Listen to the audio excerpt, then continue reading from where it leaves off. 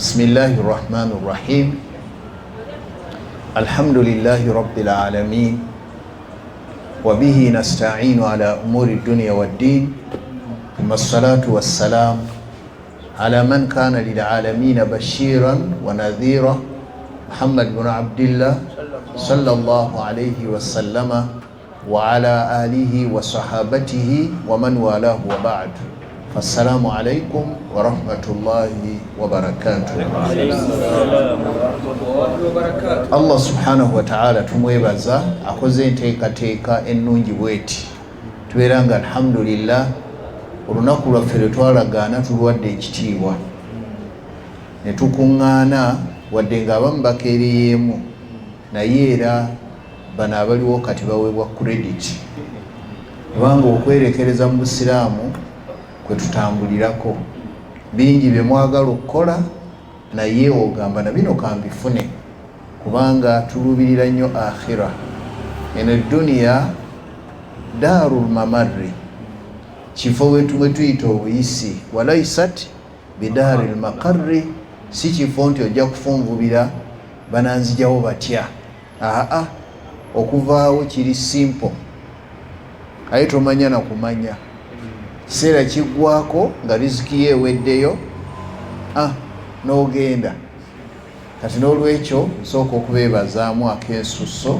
abasobodde okubeerawo naye nga nabe bannaffe tubalowoleze kirungi bayinza okuba nga balina bye bakyanoonya ate nga nabyo bya mugaso mu bulamu buno obwensi ne bagamba waye katusooka edduniya n'oluvannyuma tujja kukola ki tujja kujja ate nkukakasa ti naawe ojja kutuuka akaseera olemererwe ojja kulaba nga weewungulawungulamuko kitegeeza nti omuntu Allah lubeerera yamufuula mwetaavu kati ayinza okuba nga obwetaavu tebuliiwo nnyo ate mu maaso awo naawe n'okola ki kati bwetu tuteekwa okubeera mu dduniya kyensooka okubakuutira kwe kubeera nti tunoonye nnyo okumanya buli lw'onoonya okumanya tomenyeka kubanga al ilmu bahar irimu ocean namba osenako bwoti ate ogenda okulaba nga era bijjudde kubanga bw'ogenda ku nnyanja ne bamala batuwa ebidomola wano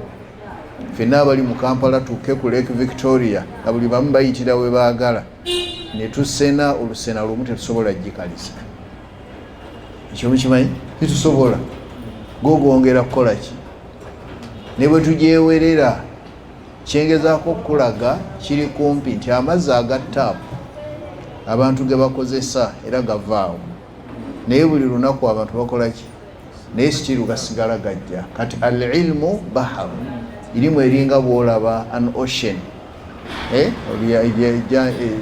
ocean oba mu Luganda gye bayita batya semayanja kati irimu bwetyo bwefaanana bwe kyoba okola fuba nnyo okulaba nga okuŋŋaanyayo ekinakuyamba osobole okubeera nga otuuka mu maaso ga Allah obeera wa mulembe. Mbalamira okubanga tutya Allah subhanahu wa ta'ala oyo gwenkakasa nga naawe okakasa nti talabika era totawaananga okunoonya Allah ate ye tebamuloota nti oliba oli awo n'oloota Allah ekyo tekiriiyo so nga ate Nabbi Muhammad sallallahu alaihi wasallam ye yatukakasa nti bw'omuloota oba olabye ye naye bw'oloota n'oga nalabye Allah oba otulimba kubanga tali mu kifaananyi tolina kifaananyi kyomanyi mwali kati n'olwekyo Allah talabika naye ate nga amaanyi alina masufu akola buli kyonna kyaba ayagadde talina kimulema kasita abeera nga yakyeziyizaako lubereberye nti ekyo sijja kukikola ne bw'oba oyagala akikole era tajja kukikola ekyawula abantu ku Allah subhanahu wa ta'ala kwe kubeera nti ye buli kintu akikola perfectly naye ate bba abantu teri asobola kubeera perfect ne bw'oba nga olaba tosobyangako ddaaki ojja kusobya nabbi yazingako lumu n'agamba ti kullu ibnu adamu khatta'u buli yenna ayina ennyinda etunudde wansi ateekwa kusobya wa khairu lkhatta'ina naye abasobya abalungi attawabun beebo abeddako. Allah teyakozesa Allah ye teyakozesa kigambo abeenenya, wabula ye yakozesa kigambo abeddako. Naye ffe abavvuunuzi tugamba abeenenya. Omuntu tasobola kwenenya kwonoona. Nenda kuddamu, omuntu tasobola kwenenya kukola ki? Kubanga ye oredde musobya. Wabula asobola okweddako. Allah kyagamba nti weddeko, naye ng'akumanyi tosobola kulekeraawo, wabula weddako bwezi. Kati nabbi kyagamba nti wa khairul khatta'ina attawwabun, abasobi abalungi obalabira ku kweddako. Ndowooza wategerekesaawo, kuba omuntu yenna, buli ibunu Adam sina musobya, naye abasobi abalungi Allah abalabira kukugamba nti ai Allah nsonyiwa. Ye n'asonyiwa, naye ate osobola okuddamu. Era ekyo naawe okyemanyiiko nti oyinza okugira oti akusonyiwe, ate wayita akaseera ate n'obiddamu. Kati ye kyeyava akozesa ekigambo tawuba, mu Luganda kitegeeza kweddako, so si kwenenya. Allah subhanahu wa ta'ala eyatutonda yatussa mu nsi muno ng'alina ekigendererwa, era yakyogera. Sigamba ekigendererwa kya tutonda, wabula ngamba ekigendererwa ky'okutussa wano mu nsi. Kiri ekyo tutonda, ekigendererwa kye kyaliye kumanyika. Yensonga lwaki Allah yatutonda. Mulowooza mujja kunfuna. Allah yatutonda subhanahu wa ta'ala ng'ayagala kumanyika ye. Naye bwe yamala okumanyika, kati ate n'alyoka atuleeta ku nsi tumusinze, nga tetukyali ku nsonga ya kumumanya. Kasita yatutonda yamanyika, ne tutegeera nti waliyo omutonzi. Kati n'atuleeta ku nsi tusinze, ffe ne bannaffe abayitibwa amagege, ebizito ebibiri. Ffe tusinza Allah, naye nga ye yakola ogw'okutugabirira. Bannange ndowooza munfuna bulungi. Ekinziramu ekigendererwa kya Allah okututonda ng'ayagala amanyike ye Allah, kuba yali tamanyiddwa ng'aliwo yekka. Naye bw'amala okumanyika, kwe kutuleeta wano ku nsi tumusinze, ffe n'amagege. Ndowooza kati bitegerekese bulungi. Kati Allah subhanahu wa ta'ala mu kumusinza tasobola kutugamba bugambi nti musinze, wabula ateekawo anaava mu ffe ajja okujja atulage butya bwe tuteekwa omusinza, so si nti musinze. Era ye kye yakola n'alonda mu ffe emiteeko 12,000 be bannabbi Allah be yatuma. Bw'amala okuba nti abatumye, yabawanga ebiragiro, era bonna kye baasookerangako kwe kugamba nti ya qawm, abange bantu mmwe bentumiddwamu, i'budu llaha, musinze Allah, ma lakum min ilahin ghayruhu, temwinaayo musinzibwa mulala atali oyo, naye nga talabika, wabula ng'amanyiddwa. Huwa alladhi khalaqana, ye yatutonda, warazaqana, era yatugabirira. Huwa yuhyi, yawa obulamu, wayamuutu, era nakola ki? Natta. Yoyo Allah tumumanyiddaawo. Era kyova olaba mu tawhid tulina emiteeko 3, naye emiteeko gino 2 oguyitibwa at-tawhidu ar-rububiyya. Bw'oba oyagala okutegeera at-tawhidu ar-rububiyya, omutegeerera wano. At-tawhidu ar-rububiyya kwe kwawula Allah ng'omwawulira ku ngeri gy'atuleramu. yatugabirira eyo tawhidu ar-rububiyya, yatuwa obulamu tawhidu ar-rububiyya. Kati rububiyya kwe kwawula Allah ku ngeri gyatuleramu, ate at-tawhidu al-uluhiyya kwe kwawula Allah mu ngeri gye tumusinzaamu. Osaala lwani? Kulwa Allah. Osiiba ku lwani? Kulwa Allah. Okola hijja ku lwani? Kulwa Allah. Eyo gye bayita at-tawhidu al-uluhiyya. Okay? Kati we bakugamba mpaayo ekyokulabirako ekya tawhid al-uluhiyya, ng'ogamba okusaala, okusiiba n'ebirala ebiri bwe bityo. Ate at-tawhidu ar-rububiyya toleeta gwe byokola, oleeta Allah byakola ki? Byakolera. Eyo gye bayita rububiyya, nti Allah yatugabirira, eyo rububiyya, yatwambaza, rububiyya n'ebirala bwe bityo. Eri endala ne bwe sigireeta kuba yeekwatagana ku mannya na bitendo. Tawhidu sifat, asma'u wa sifat. Kakati Allah subhanahu wa ta'ala bw'amala okuba nti atutonze, ate n'atulaga n'ebyokukola mu kumusinza ng'aleeta bannabbi. Kati ate omwo mwe mwajjira ebintu ebingi nga bannabbi bajja babikola. Nakola kino, Mukama wange aŋŋambye tukole kino, nammwe mukikole. Nabbi n'atambuza obwannabbi bwe okutuusa bonna lwe baggwayo emitwalo 12, naye njagala concentration kugiteeka kuona eyasembayo, gwe sinza nakwatula linnya lye buli omu alimanyi. Oyo asembayo n'abeera nga yasinga ebitonde byonna okwagalwa Allah. Nziramu kyekitonde kya Allah kyasinga okwagala, era y'ensonga lwaki yaddira bannabbi emitwalo 11,999 ne bamusooka. Bo basooke bakole omulimu ajja afundikire.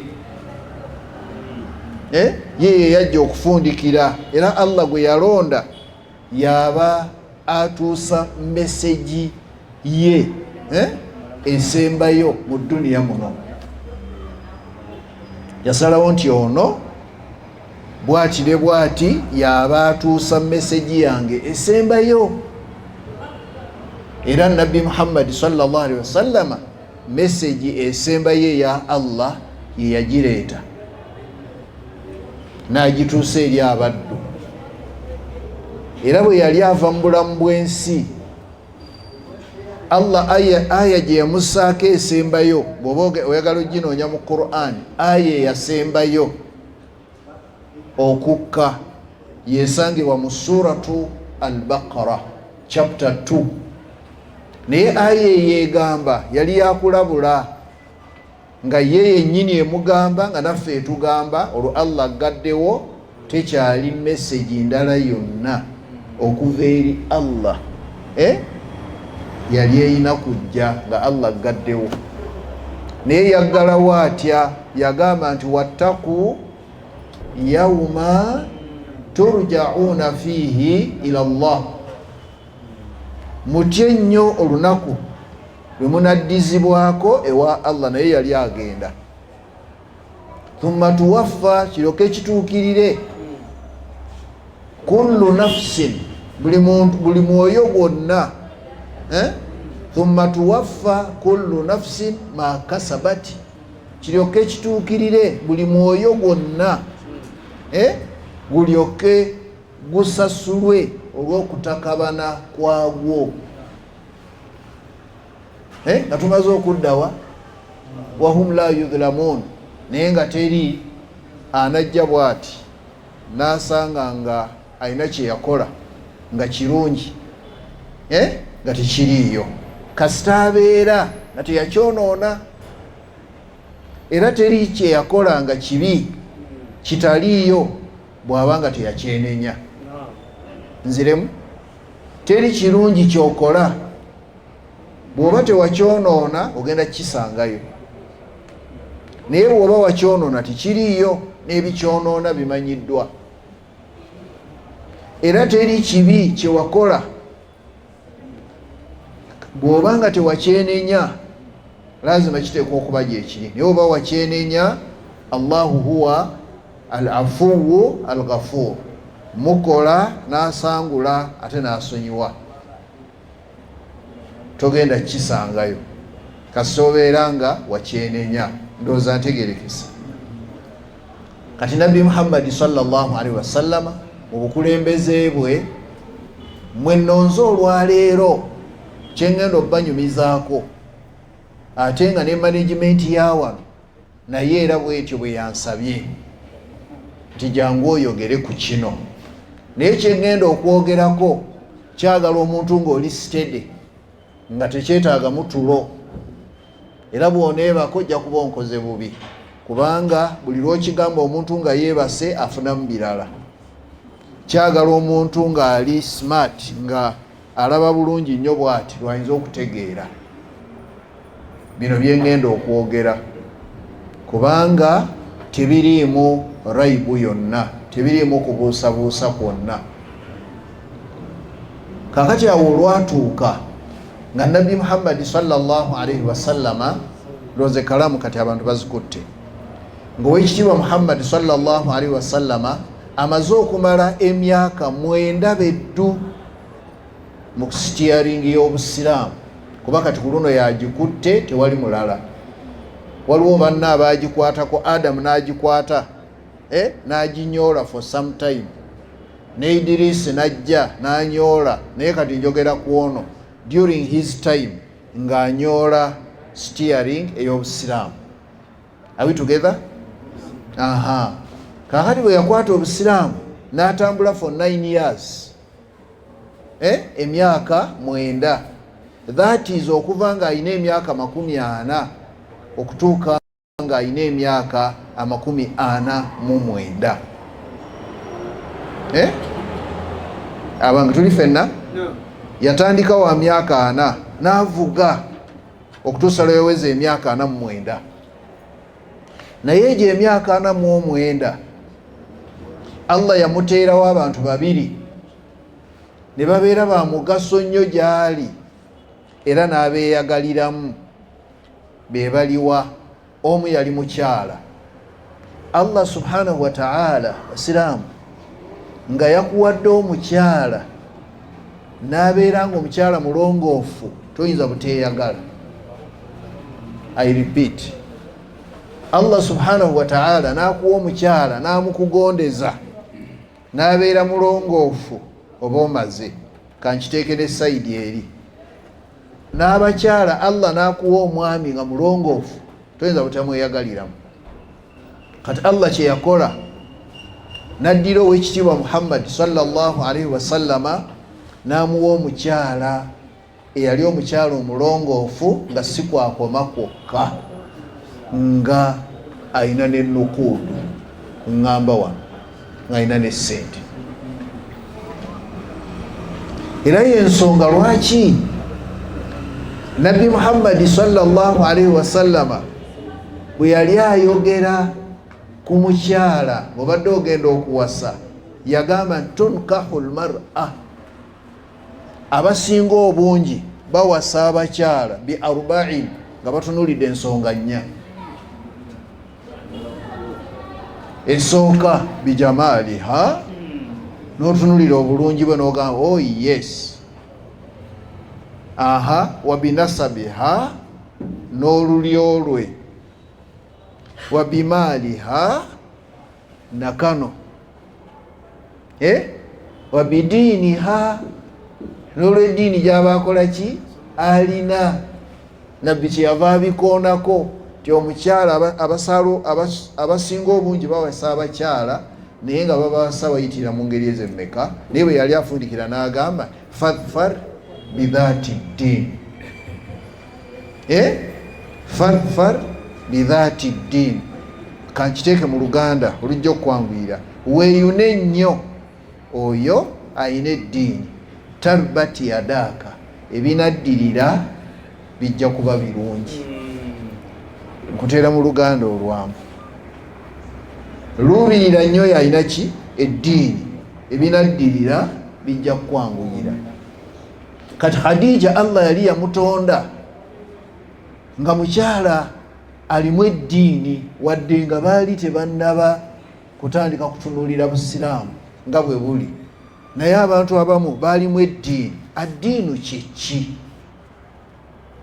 Tolaba huwa at-tariqu ila al-huda, lyekkubo erikutwala wa buluŋŋamu. Kati Khadija yaliina. Khadija oyo yasooka n'afumbirwa nga muwala muto ng'Abawarabu bwe mubamanyi, naye omusajja yasooka omuwasa baali bamuyita Atiiku mutabani wa Aidhi. Eno ain ng'ewangaala, awo wakati waliwo Hamza. Aidhi esembayo dhaal. Oyo Atiiku mutabani wa Aidhi ye yagenda ew'omusajja eyakiikirira Wahabu, kubanga taata wa Khadija ye Wahabu. Kyobola bamuyita Khadija asore, taata wa Khadija sore ye Khuwailid. Naye ku luno Khuwailid yafa nga bukyali, n'alekera abaana be ababiri abawala emmaali, nga Khadija ayina muganda we gwe bayita Haalatu bita marbuta ku nkomerero. Eno ha enene ha eyawa Haalatu binti Khuwailid. Ne bagwa mu maali, ate abawala bwe babeera nga bokka be baliwo bagabana kyenkanyi. Bagabana kyenkanyi, kase maali ebeerawo nga baana bawala be balese bagabana kyenkanyi simple, ng'ono akwata kino nga noono akwata kino.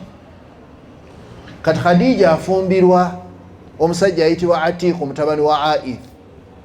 Ne bamala naye akabanga katono, n'enteekateeka ya Allah bwetyo bweri.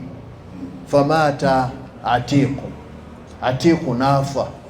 Ennaku n'ebeera nnyingi nga bwe mumanyi ng'omukyala afiiridde omwami, naye ate n'agamba nedda, ekigwo ekimu tekirobera baana kukola ki?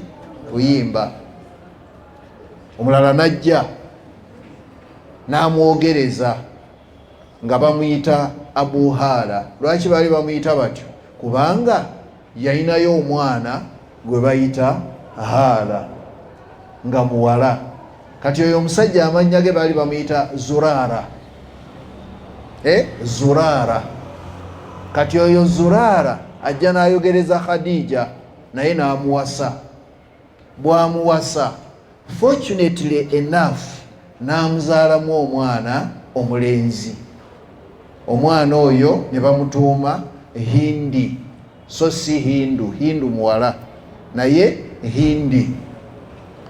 Bw'amuzaalamu omwana, era omwana aba akyali muto, famaata Zuraara, ne Zuraara n'afa. Kati Khadija n'abeera nga afumbiddwa mu mali abiri, erisooka omusajja afudde, eryokubiri naye afudde, naye wasigaddewo omwana bwe bayita Hindi. Khadija nga ye nga n'abalala bwe bayinza okukikola, n'agamba nti kirabika omukisa teguliiwaawo, kanjogere bwe nti omukitegeere. N'asiba natti n'agamba nti ebyokufumbirwa akoze eki bivuddeko, n'atandika kusuubula kuba yalina ssente. Mu kusuubula kwokwo n'alaba nga tekisaana mukyala kugenda, era bwe baakolanga n'afuna abasajja ng'abawa emmaali ye, ne bagitwala ne bagitunda ne bakomawo n'abasasula. Ate nga bw'owuliranga Abakuraishi otegeeranga ekika ekyali kijjudde obwesigwa, nga kijjudde obutamenya ndagaano. abakurayisa abo bawulira baali banywerera nnyo ku ndagaano era kankulageyo kimu okumanya baali basajja ba mazima ng'oli tasobola kusiramuka ng'akyalimu oluntuntu era bo shahada gye baatoolanga bagiyita shahadatul haqq shahada eyaki ey'amazima omusajja yeesobolangayo n'agamba ti ya Muhammad absut yadak yanjuluza omukono gwo naga ashhadu an la naye ng'amaze omutawaanya ng'era aluddewo amaze kwetegereza tebalinga ffe okyamuka bukyamusi n'obuyingira ate bw'oyingira n'osanga difficulties n'oga nti ntolosi n'oweta naye bo bw'ayingira aba akoze eki yabanga ayingidde kakati Khadija n'atandika okusuubula nga bwe mbagambye abasajja ne bamusuubulira kakati lumu ng'ono akuze gwenjogerako w'ekitiibwa Muhammad ali mu age awo kuba ye yakola erinnya yali yakafuluma teen age abasajja abawalabu bonna ne bakuŋŋaana ne bagamba huwa as-sadiqu al-amin ng'akyali mu teen age afulumye teen age ntegeeza from 13 to 19 era ndowooza mulaba weewali teen 13 14 15 16 17 18 19 era webikoma eno waliyo 12 ate eri waliyo 20 tebiriiko teen kakati ng'ayingidde 20 abawalabu bonna baakuŋŋaana nga tebamuwuliramu mutawaana gwonna mwana gwe bamanyi mulekwa Muhammad sallallahu alaihi wasallama ayise mu bunyigo obw'enjawulo bo bwe bakuŋŋaana ne bagamba nti ono omwana atulazeeko yabalaga ki nga w'amazima nnyo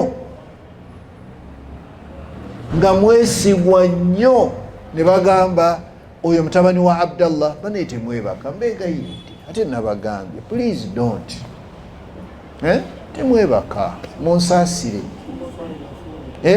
ne bagamba oyo Muhammad mutabani wa Abdallah huwa as-sadiqu al-aminu nga bonna beegasi wano mu Makka yasinga okubeera ow'amazima era yasinga okubeera omwesigwa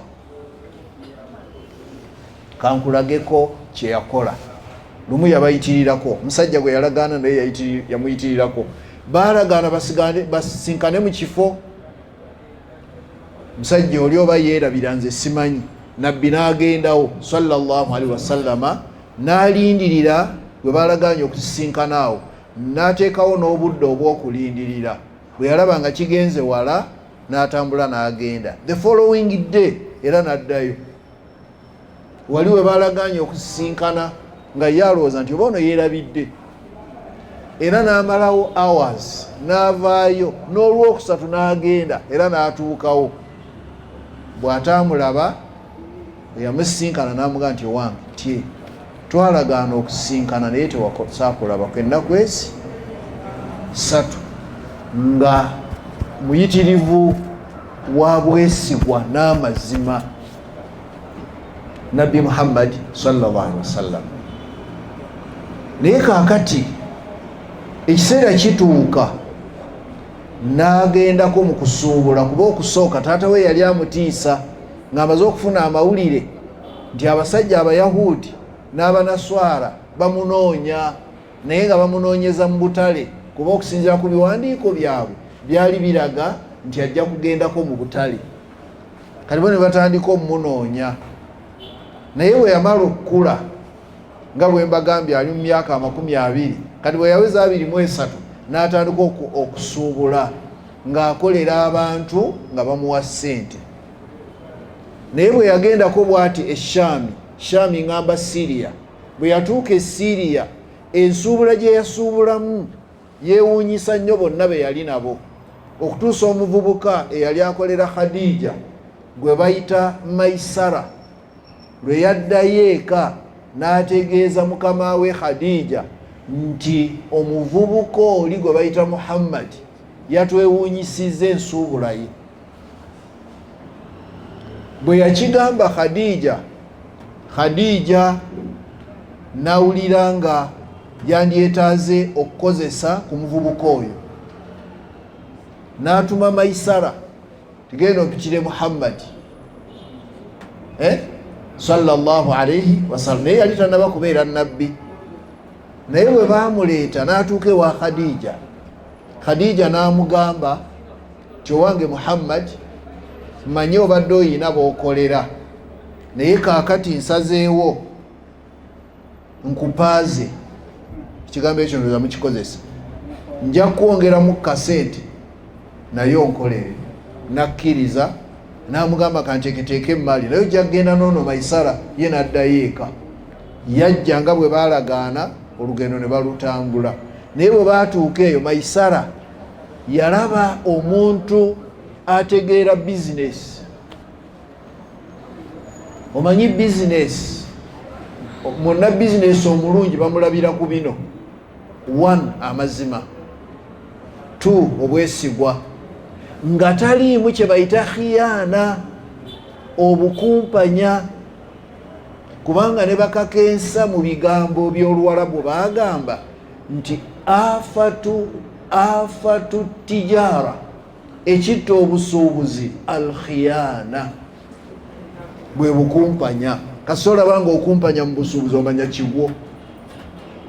Ne bagamba nti wa afatu rizqi, ate ekitta omuntu Allah okumugabirira, dhiya'u ssala, kugayalirira ku saala singa abadde mu basaala.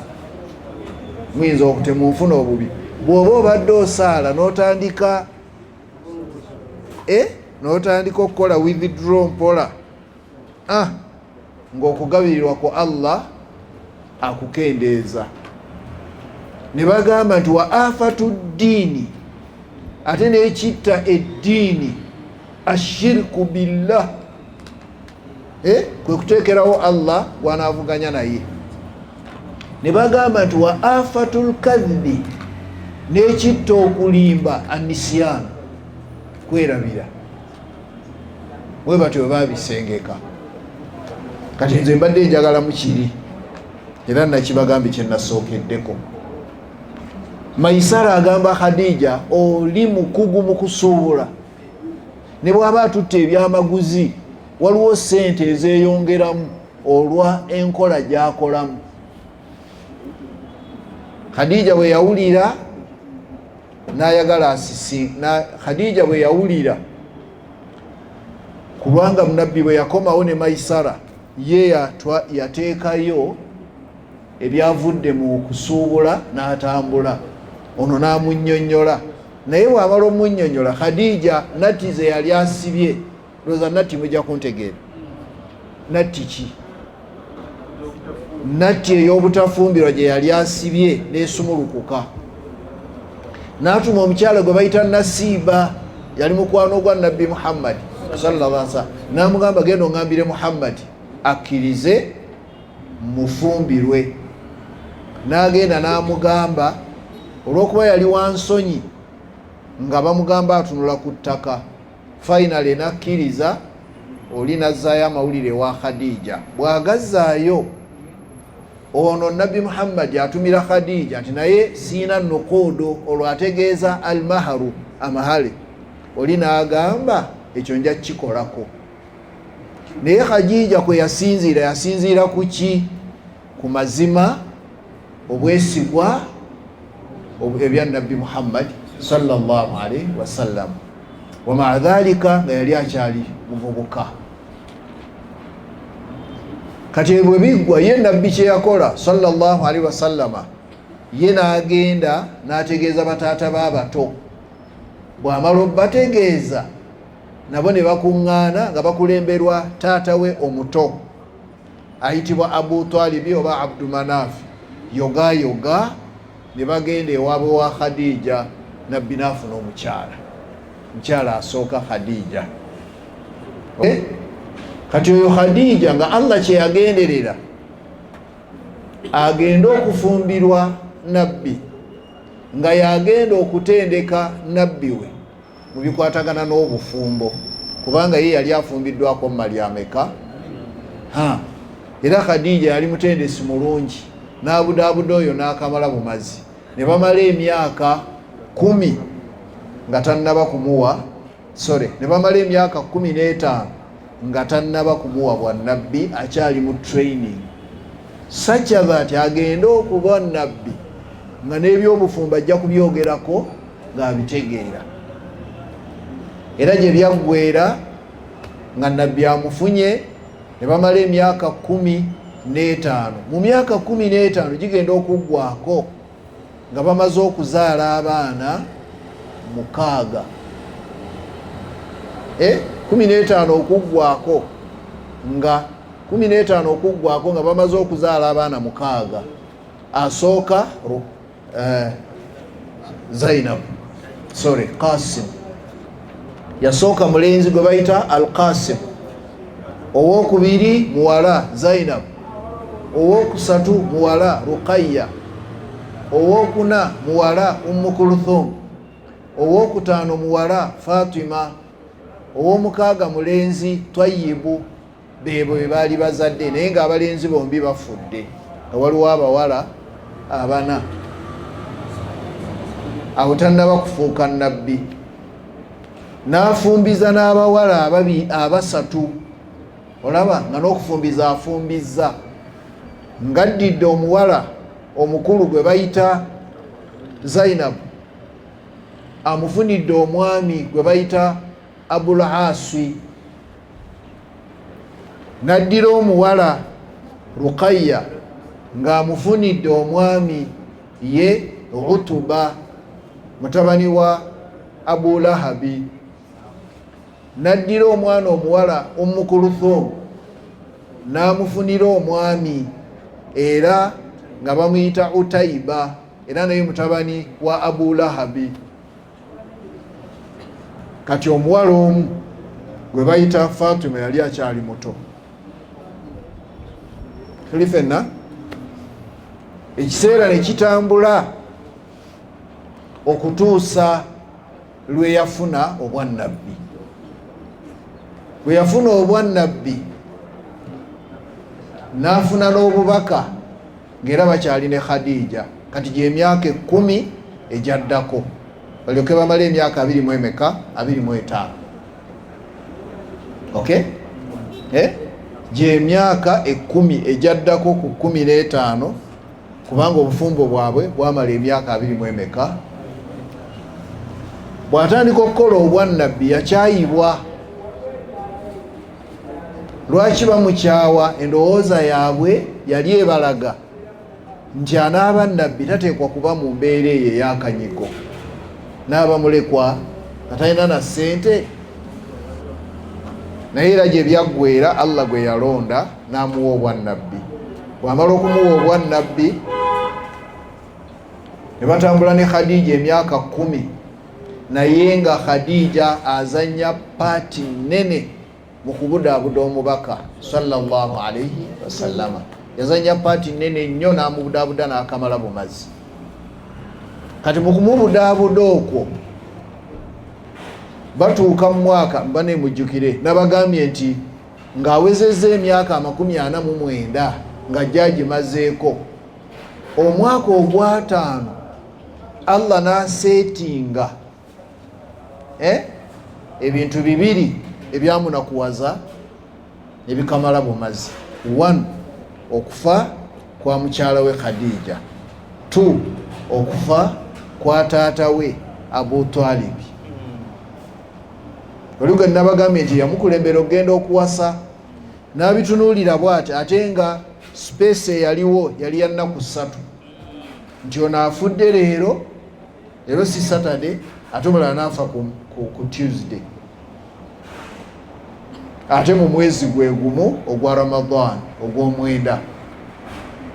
Abo okufa yanakuwala nnyo, era kyova olaba omwaka ogwo bagutumba Aamul Huzn, omwaka ogwaki ogw'ennaku, kubanga naye byamutabula nekimuyitirirako.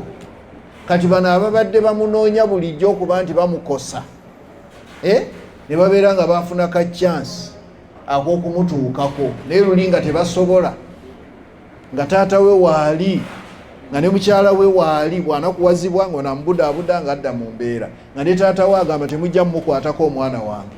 Kakati ate Allah bombi n'akola ki? N'abajjabo, kubanga ye Allah yafaal ma yurid oba ma yashaa'u, kola kyonna kyaba akoze kyaba ayagadde.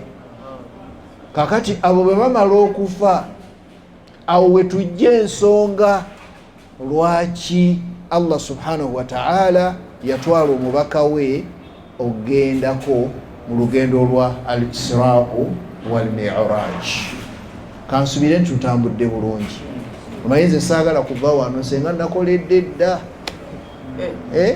Saagala kuva wano ate papa njagala nkuyisa ebyo byonna obitegeere.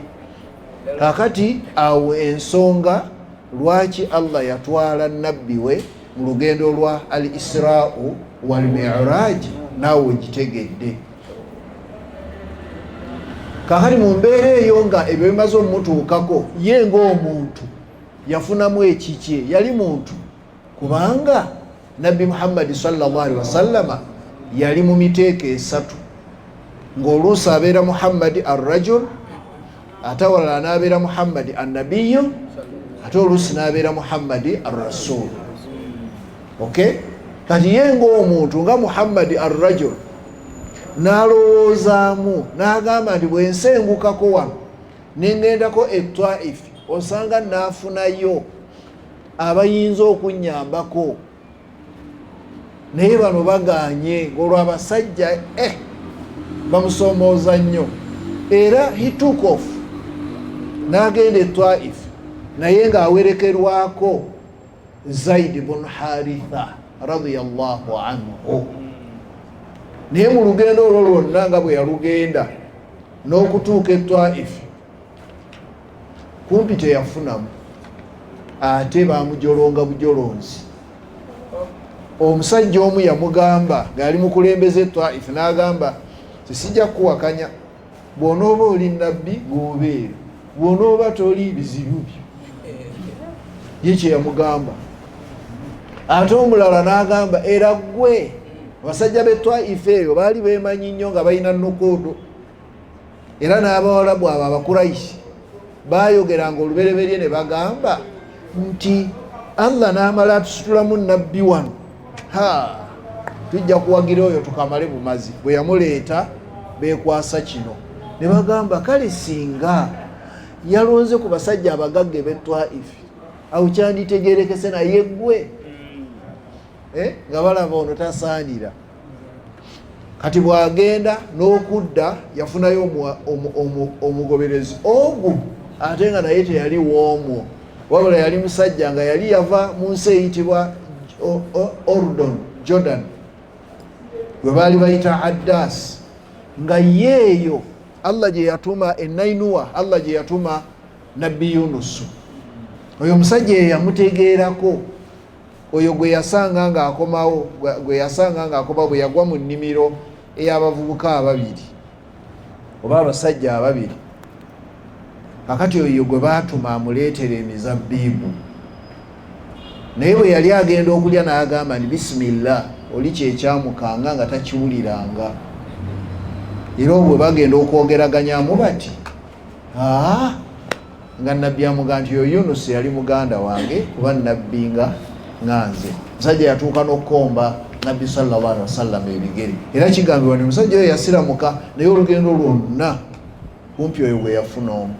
Kati bw'akomawo, awamu n'okuba nti ate mu kudda weeyimirirwanga nga bw'ofuluma bw'oti okukomawo oteekwa kweyimirirwa, yafuna amweyimirira, ne bagenda ne yeetooloola Kaaba n'adda eka, naye ng'eka teri mukyala. Tuli fenna azza eka, kyokka eka ate teri ki. Naye yasinganga kweyunira ewa mwannyina nga azaalibwa ne Ali, baali bamuyita Ummu Hani. Eyo gye yeeyuniranga ennyo, n'agendayo n'awummulirako eyo.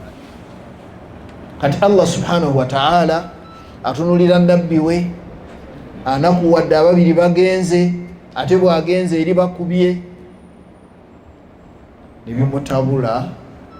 Allah n'alaba nga kyetaaga nabbi oyo akyuseeko ku mbeera gy'alimu, amutwaleko ewalala, kubanga era batugamba nti omuntu bw'oba onakuwalidde nnyo mu kitundu bw'okyusaako n'oddako ewalala oyinza okuba kale kale. Era batugamba nti omuntu bw'oba oli deadly ng'oli wa mutawaana nnyo mu kitundu bw'okola tawuba n'ogaa nti obubbi mbumaze, ekyo ekitundu kikole ki kiveemu ogendeko ewalala, kubanga wano bw'osigalawo bye boogera wadde weenenyezza naye byoyo wadde wezzeeko ebyo byoyogera ate bikuzaayo bye boogera, kubanga buli kiseera bagamba gwe ojja kutulabako gwe kati ezo engalo ze bakusongamu kikiggwa mangu, naye bw'ogenda eri n'otandika okulongoosa tebaayo bakumanyi, awo bisobola okukola ki okutereera. Kati nabbi akomyewo ennaku ekyagaanye tuusa Allah lwe yatuma Jibril alayhi salaam nga bali ne Mikail ne Israfil, abo abasatu. Ate abo abasatu buli omu alina dipatimenti ye. Oli Israfil yali wano alindiridde, mutegedde waawo. Ate Mikail ye aminul arzaq wal amtwar. Allah bwe yakwasa department sebbiri, eyakano n'eyenkuba. Ate Jibril ye aminul wahyi, yakulira department y'ebyobubaka, takola yekka. Yali mu department yakulira ekitongole ky'ebyobubaka n'ebibonerezo. Buli Allah lwaba agenda okubonereza ekitundu akulembera oba department omuva abagenda okukola omulimu ogwo ekulirwani Jibrilu alayhi salam. Yensonga lwaki al-Yahud yensonga lwaki al-Yahud abayahudi bo tebaagala Jibrilu.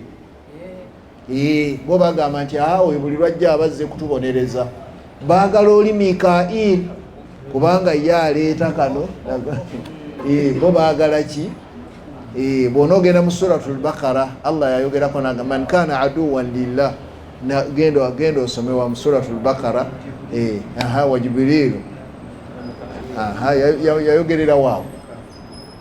Kakati Jibrilu ajja ne Mikail ne Israfil nga bazze okulaba ku Muhammadin sallallahu alaihi wasallam. Naye bamusanga ali mu masjid nga basahaba bakozesaako ng'ali wakati.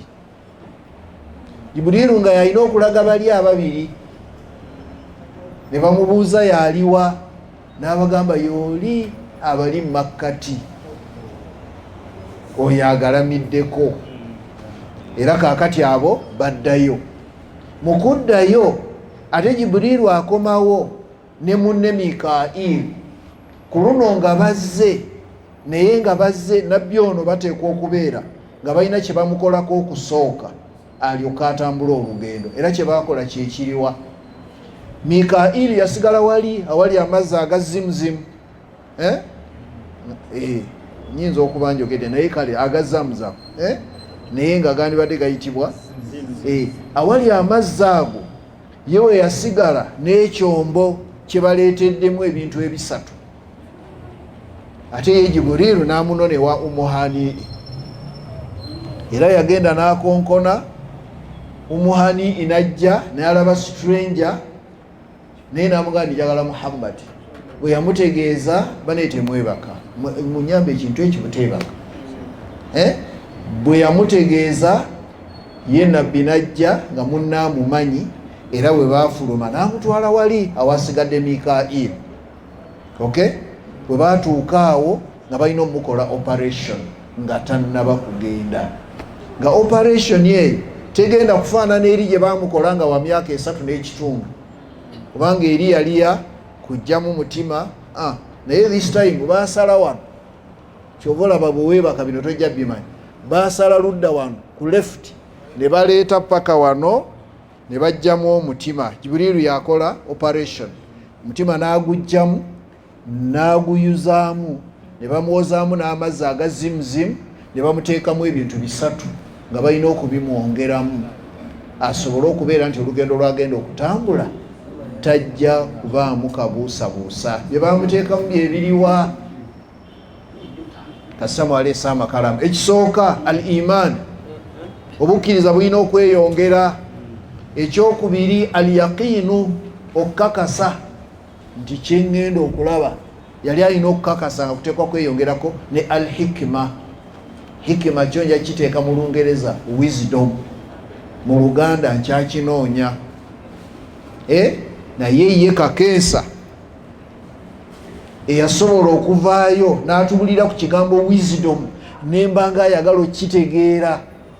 Ye yagamba nga atakwesa lulimi Lungereza n'agamba nti wisdom, kye bayita wisdom is the ability that makes knowledge valuable. Kasita muli Bangereza, tuli mu anglophone kati buli mwekyusize. Wisdom is the ability that makes knowledge valuable. Munsoose nayo kale gye bayita wisdom. Era Allah yagamba nti waman yu'ta al-hikmata fakad utiya khairan kathira wama yadhakkaru illa ulul albab. Allah gwaba wadde wisdom abamuwadde ebirungi bingi. Kati owekitiibwa Muhammad bamutaddemu 1 al iman, 2 al yaqin, 3 al hikma wisdom. Ebazaawo mukuzaawo mumanye ekyokuzaawo eri operation ngeri rapid kaka kyawedde dda ng'amuta yagenda wa umuhanii nabano ne baddayo bo bamaze naye nga ye atidde ng'omuntu. Jibrilu bwaddayo Allah n'amugamba nti owange Jibrilu genda ewa khazinul janna gwe bayita Ridwan. Malayika gwe bayita Ridwan oyo ye khazinul janna, yakulira yakuuma ejjana oba yakulira ekitongole ekikumi kyaki kyejjana. Ogenda omugambe akukkirize oyingire mu jjana, naye ogenda awalundirwa ensolo eziyitibwa ziburaq, naye atunulire nnyo ensolo kwezo buraq eziriwo eyina ebiyengeyenge. Ebiyengeyenge byebyo ebijja ku maaso nga tonnakaaba, bayite biki? Era yagenda n'agisportinga n'agiraba era n'agireeta. Olwagireeta mukama we n'amugamba ti destination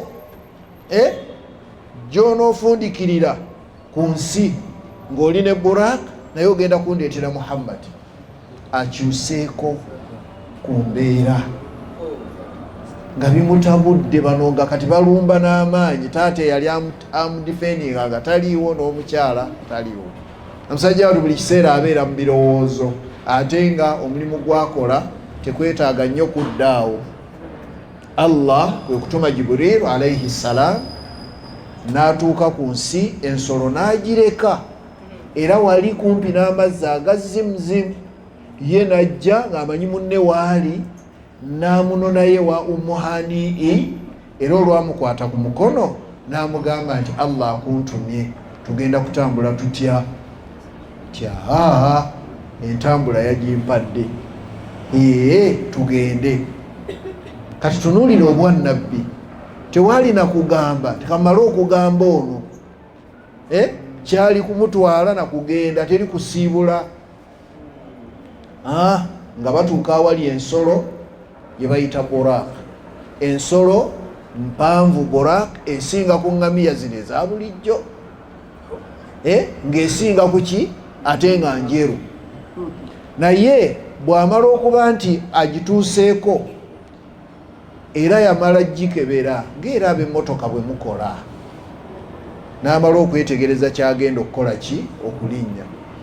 naye bwe yagenda mu maaso eno maaso era n'agiraba nga yabiyengeyenge naye nga wano mu feesi eringa gwe, eringa omuntu, feesi eringa ey'omuntu. Bwe yadda emabega eno ku bugere n'alabayo obuwujjo nga sayidi eno eri akawujjo n'eno. Basi Jibrilu n'amugamba nti irkab ya Muhammad, twebagale tugende, eyo transport gye batuwadde, naye nga olugendo lwawa lwa ku ttaka. Buli lwowuliranga al Isra okitegeeza olugendo nabbi lwe yatambula min Makka ila Falastin, okuva e Makka ng'agenda komawa, olwe bayita al Isra. Ate al Miraj kwa kuva wali Falastin ogenda mu mbuga ya Allah, bwe bayita al Miraj. Kitegerekese kati kyovola abazigata bwe bagamba al Isra wal Miraj, naye bw'owulira Isra kitegeeza nti baali bayita ku ttaka. Kati bw'amala okutuula ne Jibrilu n'atuula kuba balina kutambula bombi. They took off, ne batandika olugendo lwabwe. Bagenze naye nga baliwa bassebo, baliwa wadde owulira Buraka togamba nti yali ebuukira mu bbanga, ng'eyita ku ttaka naye ng'edduka nnyo. Ate ng'ekiseera kye yamunonerako kigambibwa ssaawa zaali 5 zemuyita 11 PM. Eyo bw'oteeka eno omuntu ayinza okutegeera nnyo okusinga eno. 11 PM ne basimbula. Kati nabbi sallallahu alaihi wasallama njagala kino kikugamba, yanyumya kyokumanya ensolo yali edduka nnyo. We yakubanga eriiso lye bw'ati, yakubanga eriiso lye bw'ati ng'alaba n'okugulu kuno okw'omu maaso, amagulu ag'omu maaso ag'ensolo nga nago we gali, nga supiidi eri terrific naye ng'ate tagifiiringa. Nga nammwe we muvuga emmotoka n'oweggaliramu bw'oti endabirwamu n'ozisiba n'olyoka osukuma supiidi gw'oba togiwulira naye ng'emisinde emmotoka gyeddukako obuddusi.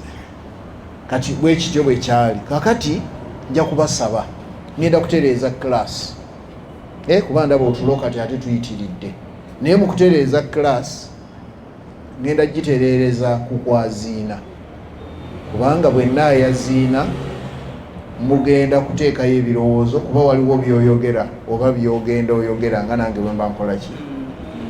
Ate omalirize weesabireko, ndowooza era class ejja kuba eteredde era oneebaka. Kakati kanjaziine kati kankosawa 7:30 insha Allahu taala. Manyize nyina wentunula nenkakasa nti kyenjogedde kikkiriziddwa, oba oliawo nensukoma 7:30 basi. Kale akati tugenda kweyongerayo, abasomesa we bali abalala wennaakoma bajja kutandikira awo. Aye tosuubira nti ojja kutwala byange byokka. Musomesa bw'ajja n'ayogera ekirala era nakyo kola ki? Kwe kusoma okulungi. Akati tubadde awagamba kyensolo yali edduka nnyo kubanga obudde bwe balina butono, naye ate nga byonna byenkunyumiza ne bye baanaakunyumiza nga byonna baabikola mu ssaawa 6 zokka. 6 hours. 6 hours. Mission yali ewedde. Gyenkunyumiza n'abalala gye banaakunyumiza zigenda okuwera 5 AM nga mutaka. That is why abalwawo bitegeera balowooza nti yaloose. Manyi omuntu bwe kimuyitirirako ateekawo kirala. It is like bwe kyabayitirirako nga Mariyamu azadde omwana yekka, bwe kyabayitirirako baagamba oyo Katonda yennyini. Omuntu bwe kimuyitirirako akulyetingawo bibye. Oba tobitegedde guma bugumi. Waliwo ebintu ebigaana okuyingirawa mutwe gwo, naye sigala ng'oli smart. totandika kuwakana mu maaso eyo ojja kubitegeera. Kati olw'okuba baali ku speed, nabbi Jibrilu agamba Muhammad nti ya Muhammad nga balina we batuuse, kawansi osaale ka solo neeyimirira ng'alina okukka asaalera akammeka. Ekibuuzo ekya ate ekyo ojja kibuuza anajja, nkitegedde kati kyoyagala okumbuuza naye ojja kibuuza mulala obudde butugendako. N'asaala agamba nti nakka neesaalera akammeka 2. bwe twamala okusaala nenzirayo ku nsolo ne tweyongerayo. Naye Jibrilu yamubuuza nti ya Muhammad atadiri aina sallaita, omanyi woosaalidde? Agala muwa information. Naye ye of course yali tamanyi. Kyava amugamba nti osaalidde mu kifo kye bayita Yathrib. Yathrib olwaleero ye Madina, Madinatu Rasul olwaleero. Kakati bw'amugamba nti osaalidde awo e Yathrib, n'amugamba nti awo wennyini we mugenda okusengukira bwe muliba mutawanyiziddwa ababawakanya. Mu kitundu ekyo ekiyitibwa ani? Yathrib. Olwaleero ye Madina. Ne baddamu ne batamba, kati bali mu kutambula, mwamwanuku mwamubuuliza. Bwe bagenda ne batuuka mu kifo era ekirala, n'amugamba nti era kka osaale. Nakka n'asaalera aka 2. Bwe yamaliriza n'addayo era amubuuza nti owange omanyi woosaalidde? N'amugamba nti simanyi. N'amugamba nti ate ku luno woosaalidde, osaalidde awali olusozi lwe bayita Tuuri. Olusozi baluyita ani? Tuuri. Ng'olusozi olwo lusangibwa mu kafo akayitibwa Sinaayi mu nsi eyitibwa Masiri oba Misiri. Woosaalidde. N'amwongererako kino, awo nabbi Musa alayhi salam we yayogereranga ne Allah subhanahu wa ta'ala. Bwe beeyongerayo era ne batuukira mu kafo akalala, n'amugamba nti era kka wansi osaale. Agamba nti fanazaltu, nenzika, fasallaitu rak'atayn, nensaalera akammeka. Naye bwe yaddayo era amubuuza owange Muhammad omanyi woosaalidde? Nedda. N'amugamba nti sallaita bibaiti lahami, osaalidde mu kifo kye bayita Bethlehem, haithu wulida Isa ibnu Maryam. Awo Isa we yakola ki? Yazaalibwa ludda wa? Bethlehem. Mu Luwarabu kye bayita Baitul Lahami. Baitul Lahami. Lahami. Baitul Lahami. Bethlehem. Bethlehem.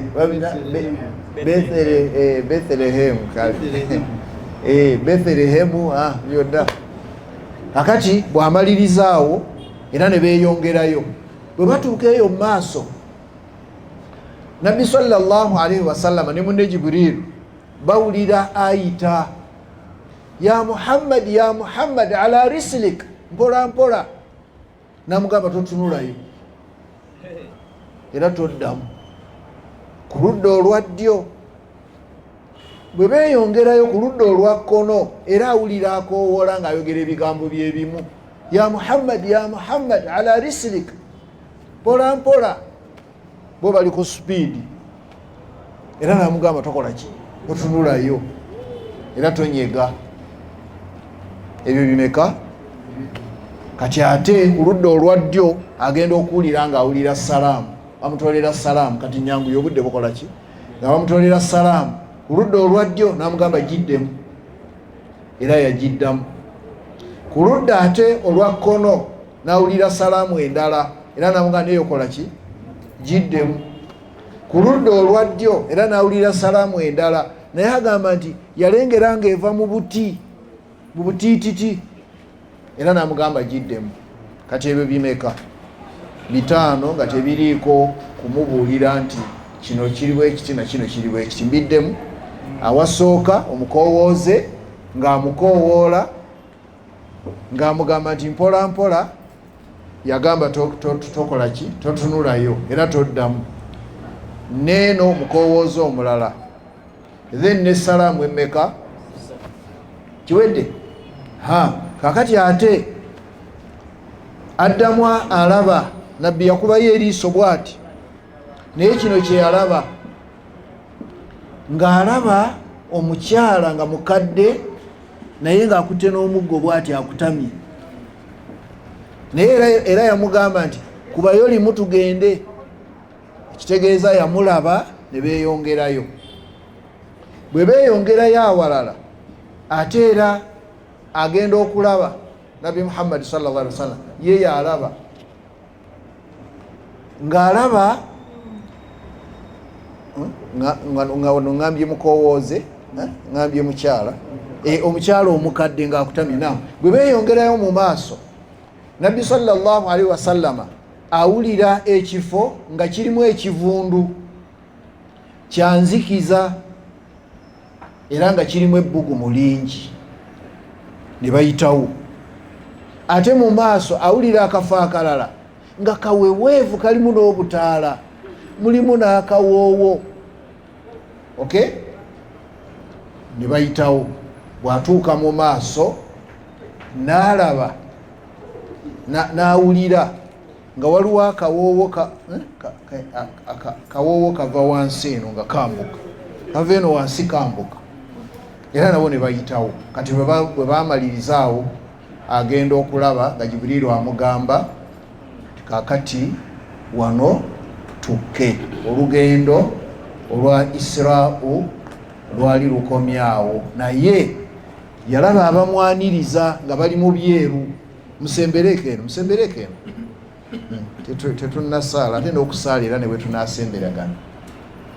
Ate n'Obusiraamu kye bwagenderera onsemberereko ku munno oyo kuba muganda wo, bwe bumu obwo.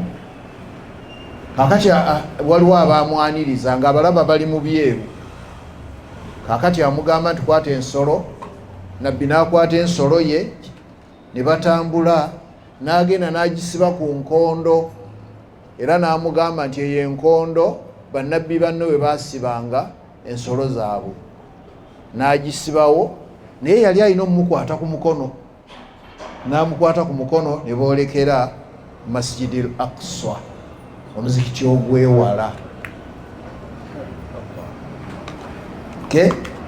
Ne bayingira, nabbi n'asaala akabbiri. Wamala ozisaala, Jibriiru n'amugamba ti ago nno mabaga, okyalina okuddayo osaaze banno bonna bwe mwakola omulimu ogwo. N'addayo, naye mu kuleeta takbiir ng'omuntu era asaaza, yalaba nga waliyo abamuli emabega abali mu byeru. Ne bamaliriza esswala.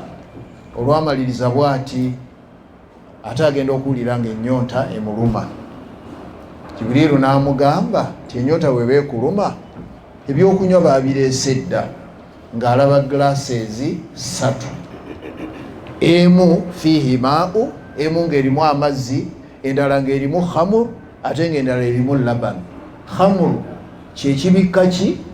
Amagezi, mwe kiyita omwenge, naye si buli ekibikka amagezi nti guba mwenge. Ate mwe mumanyi nti ekitamiiza kyonna kiteekwa kubeera mu liquid form, abamu bwe mulowooza, naye kisobola okubeera mu vapor form, nga bwolaba obuvubuka bwe bukola buti.